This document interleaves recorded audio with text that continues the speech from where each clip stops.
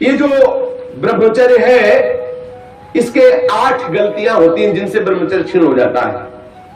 पहला, परस्पर दर्शन काम भाव से। स्त्री पुरुष का परस्पर दर्शन, आपने और कोई क्रिया नहीं हुई, केवल आपने काम भाव से युक्त होकर पुरुष को देख लिया या पुरुष स्त्री साधक को देख लिया, बस गंभीरता पूर्वक अंदर वासना पूर्वक आपने देख लिया। अब आपका ब्रह्मचर्य टिक नहीं सकता, किसी भी तरह से क्षीण हो जाएगा, आपको पता भी नहीं चलेगा।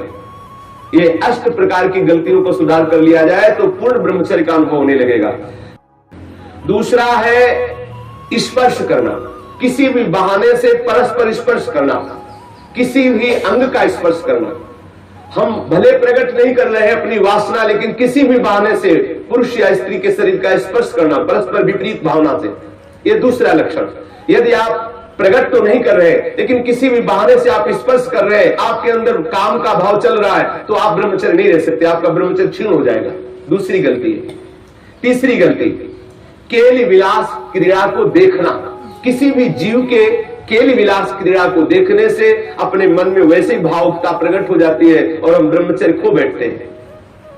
चौथी बात, परस्पर बैठ करके एक दूसरे के रूप का गान करना। आप बड़ी सुंदर हो या आप बड़े सुंदर हो, आपकी बहुत याद आती है, या वो बहुत सुंदर है, वो हमको बहुत चाहती है, वो हमको बहुत चाहते हैं। ऐसी परस्पर में वार्ता करना या एकांत में उसके गुण कीर्तन करने से ब्रह्मचर्य का नाश हो जाता है।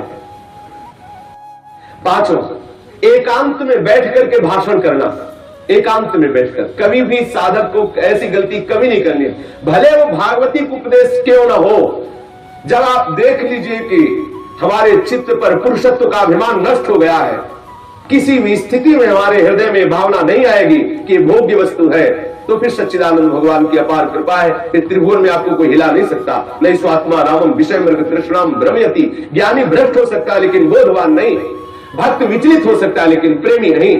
जो प्रेम से युक्त हो चुका है, जो बोध संपन्न महापुरुष है, क्योंकि जब सर्वत्र सच्चिदानंद में भगवान श्री कृष्ण दिख रहे हैं तो कौन किसको भ्रष्ट कर सकता है। जब तक स्त्री पुरुष का अहम है तभी तक ऐसी भावना का जो भयावह स्वरूप है उससे बचना चाहिए, तभी तक ऐसी भावना हमारे हृदय में हावी होती है। इसलिए साधक को कभी भी एकांत में, स्त्री शरीर साधक को कभी भी पुरुष शरीर साधक से एकांत में कभी भी भाषण नहीं करना चाहिए। अगर करने का अवसर आए तो मैदान में आ जाना चाहिए, खुले में आ जाना चाहिए, जहां सब लोग आपको देख रहे हो, जिससे आपके हृदय में वो गलती नहीं होने पाएगी। एकांत में किसी स्त्री को दूर से देखकर या पुरुष शरीर को देख करके भोग का संकल्प कर लेना, वासना का संकल्प कर लेना, यह ब्रह्मचर्य का नाश कर देने वाला संकल्प होता है। दृढ़ निश्चय कर लेना, संकल्प कर लेना। या विपरीत देह वाले, जैसे पुरुष या स्त्री विपरीत देह वाले संग में एकांतिक केली कर लेना। ये 8 प्रकार के जो ब्रह्मचर्य नष्ट करने वाले भाव है, इनसे पूर्णतया बचा जाए।